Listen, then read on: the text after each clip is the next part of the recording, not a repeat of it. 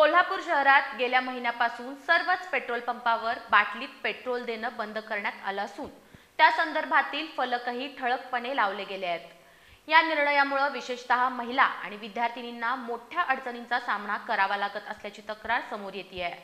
या पार्श्वभूमीवर भाजप अनुसूचित जाती महिला मोर्चाच्या पदाधिकाऱ्यांनी निर्णय शिथिल करण्याची मागणी करत निवासी जिल्हाधिकाऱ्यांकडे निवेदन सादर केलं। शहरातील पेट्रोल पंपावर बाटलीतून पेट्रोल देण्यास पूर्ण मनाई झाल्यानं रोजच्या प्रवासासाठी सकाळी लवकर कामाला जाणाऱ्या महिला, व्यावसायिक महिला तसंच गृहिणींना मोठ्या त्रासाला सामोरं जावं लागतंय। अचानक पेट्रोल संपल्यास तातडीनं मदत मिळेपर्यंत त्यांची मोठी अडचण होते।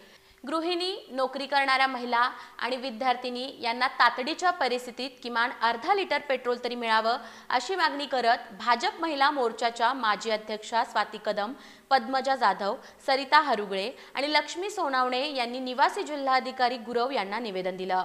महिलांच्या सुरक्षित प्रवासासाठी आणि आकस्मिक परिस्थिती लक्षात घेऊन हा निर्णय शिथिल करण्याची मागणी आता जोर धरतीये।